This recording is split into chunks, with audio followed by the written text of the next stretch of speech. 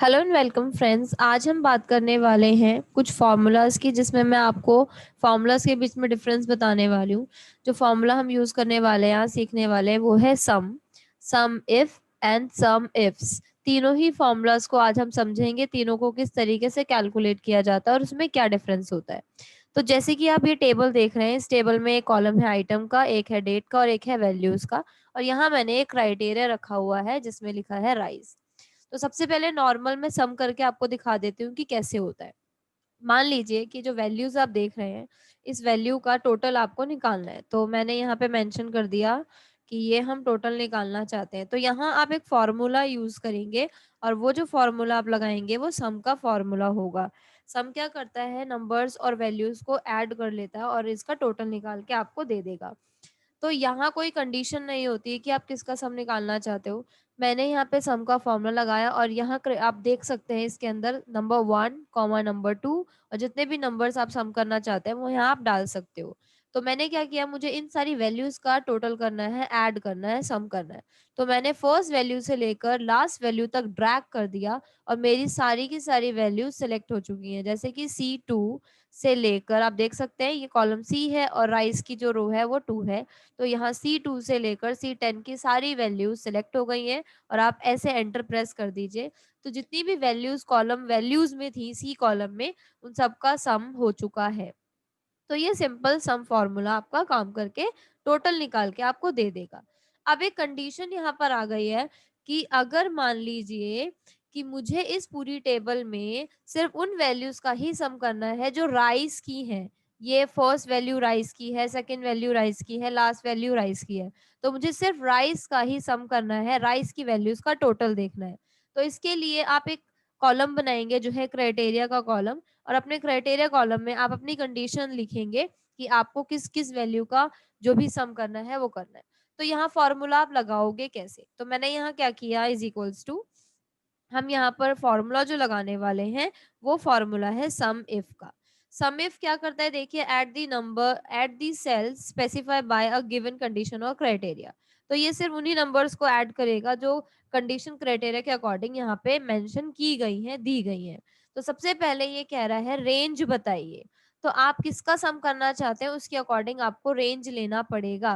मान लीजिए कि ये मेरे आइटम का कॉलम है, ये मेरा रेंज होगा। ठीक है, अभी मैं समझाती हूँ साथ साथ। कॉमा लगाइए और ये है क्राइटेरिया। क्राइटेरिया में मैंने बोला राइस। ठीक है, क्या किया हमने, सबसे पहले रेंज दिया, रेंज मैंने आइटम का कॉलम ले लिया और फिर दे दिया मैंने क्राइटेरिया, और क्राइटेरिया में हाईलाइट कर दिया राइस। तो इस पूरे कॉलम के अंदर जो राइस है, इतना करने के बाद कॉमा लगाइए। अब ये पूछ रहा है सम रेंज।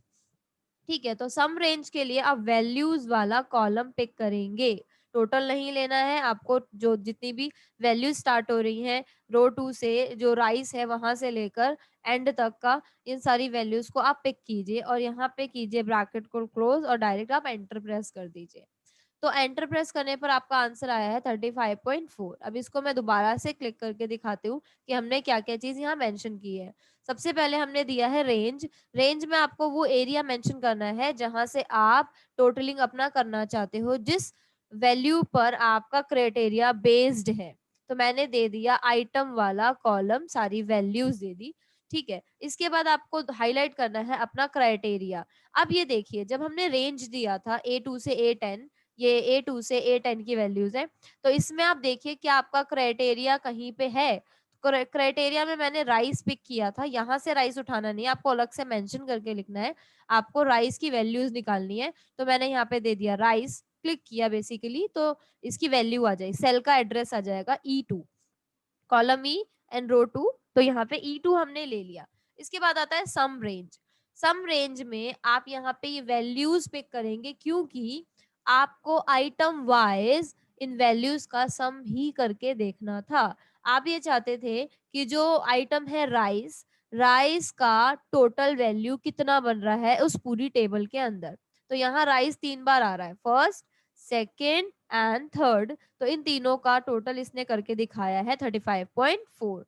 अब आप इंडिविजुअली कैलकुलेट कर लीजिए, मैं आपको हाईलाइट करके दे देती हूँ। यहाँ पर ये देखिए, पहला राइस है, ठीक है, ये दूसरा राइस का कॉलम है एंड ये हमारा तीसरा राइस का कॉलम है।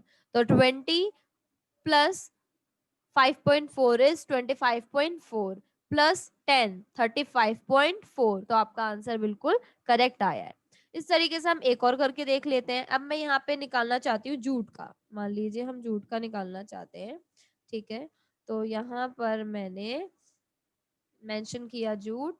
अब जूट का सम एफ निकालेंगे हम, जूट की वैल्यूज निकालेंगे। तो मैंने सम एफ लगाया, रेंज में हमने क्या दिया था, आइटम वाला कॉलम का रेंज, कॉमा, और हमने अब लिया है क्राइटेरिया। इस बार हम इस रेंज के अंदर जो जूट की आइटम है उसका ही हम सम करना चाहते हैं, वैल्यूज का। तो आपको वैल्यूज उठानी है यहाँ से। एंटर कीजिए तो आपका आंसर आया 33.6। कैसे आया है, जूट की वैल्यूज देख लीजिए। फर्स्ट जूट यहाँ पे आपको दिख रहा है, मैं इसको डिफरेंट कलर में हाईलाइट करती हूँ तो आपको पता चलेगा।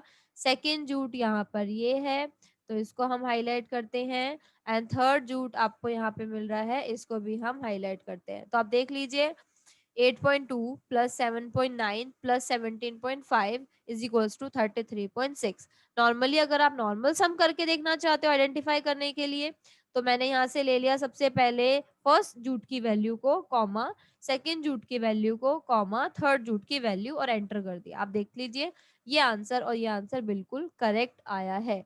तो इस तरीके से हम अपनी कैलकुलेशन को बहुत इजी बना सकते हैं सम इफ फॉर्मूला को यूज करके। तो ये सिंपल, हमने सम एंड सम इफ फॉर्मूला को तो कैलकुलेट करके देख लिया।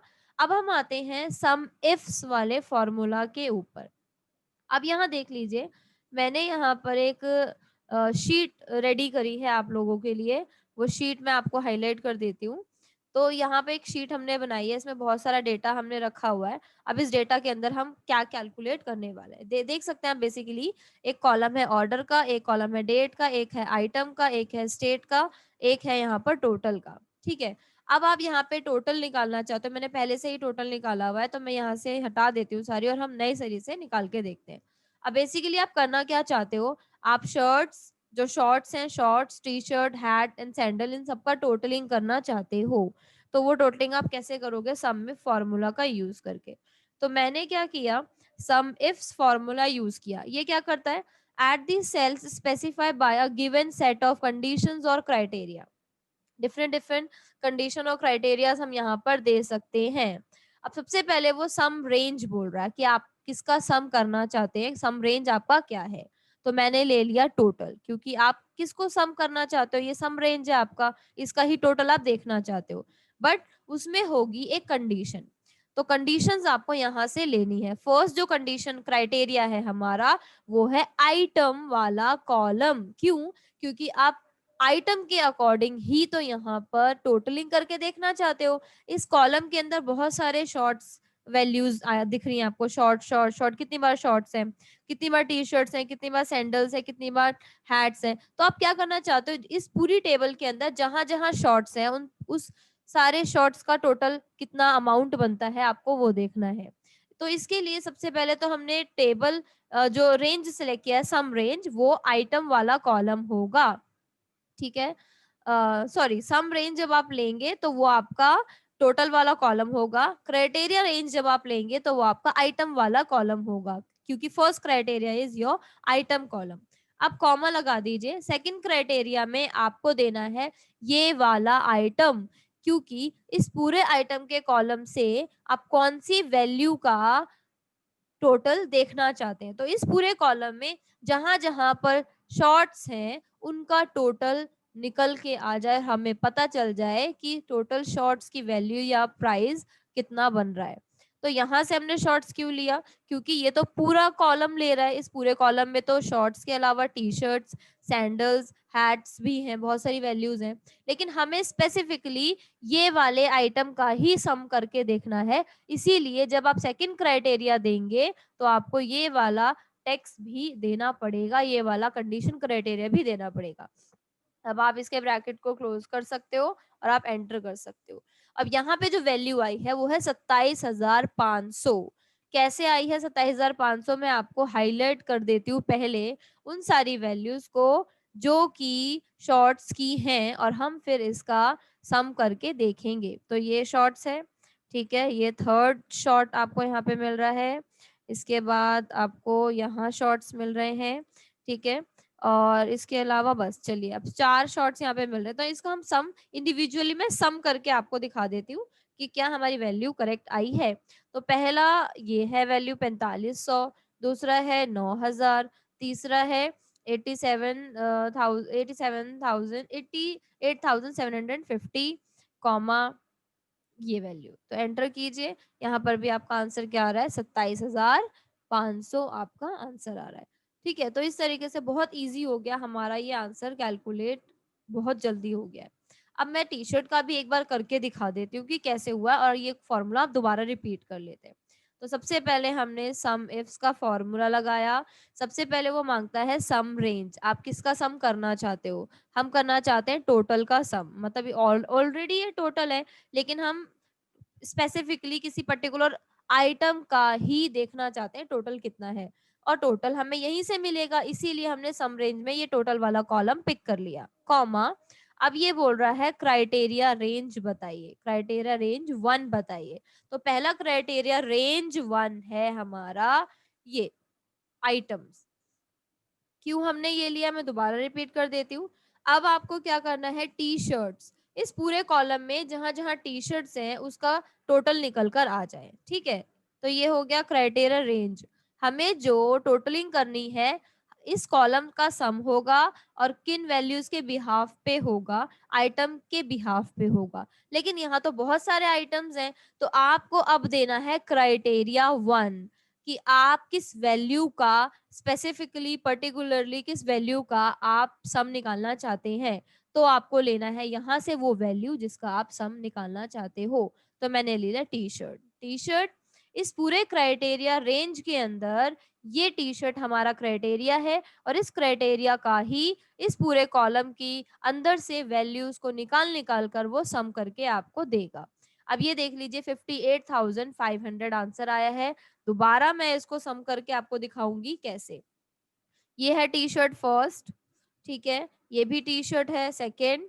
ठीक है, जितनी भी टी शर्ट्स वाली वैल्यूज आ रही है टोटल, हम वो सारी सेलेक्ट करके देखेंगे कि क्या हमारा आंसर बिल्कुल करेक्ट आ रहा है। अब ये देखिए मैंने सारे टी शर्ट्स वाली वैल्यू को सेलेक्ट कर लिया है, और फिर हमारा आंसर बिल्कुल मैच कर रहा है 58,500। इस तरीके से आप अपने कैलकुलेशन को सम में फॉर्मूला यूज करके बहुत इजी कर सकते हैं। अब ये भी देख लीजिए। अब मान लीजिए कि मैंने इन सबका तो टोटल निकाल लिया, ऐसे मान लीजिए बहुत सारे स्टॉक आइटम्स हैं जिनका पर्टिकुलरली आपको इस पूरी टेबल में से निकालना है रिजल्ट। सिर्फ शॉर्ट्स कितने हैं उसका टोटल वैल्यू कितनी आई है, टी शर्ट्स की टोटल वैल्यू कितनी है, हैट्स की टोटल वैल्यू कितनी है, सैंडल्स की टोटल वैल्यू कितनी है, तो वो अलग अलग हमें कैलकुलेट करना है, तो हम सम में का यूज कर सकते हैं। तो मैं करना क्या चाहती हूँ, मैं इस फॉर्मूला को भी हटा देती हूँ यहाँ से। अब एक एक बार अगर आप फॉर्मूला लगा देते हैं, आप एक बार ड्रैग करके देखिए इसको, तो ये वैल्यूज का आंसर हमें ऑटोमेटिकली करके दे देगा। इसका हमारा फायदा होता है एक्सेल की वर्कशीट पे काम करने का।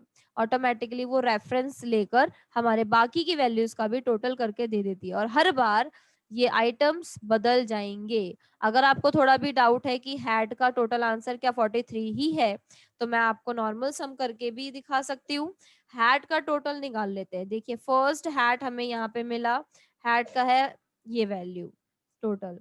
फिर दूसरे बार हैट यहाँ पे मिला, तीसरी बार हैट आपको यहाँ पे मिला, ठीक है, और लास्ट आपको हैट यहाँ पे मिला। तो टोटल वैल्यू जो हैट्स की है वो है 43,000, और आप देख सकते हैं आपका आंसर बिल्कुल इससे मैच कर रहा है। तो इस तरीके से आप sum if and sum ifs formula को यूज कर सकते हैं, और अपनी कैलकुलेशन को बहुत इजी और बहुत कम टाइम में डन कर सकते हैं।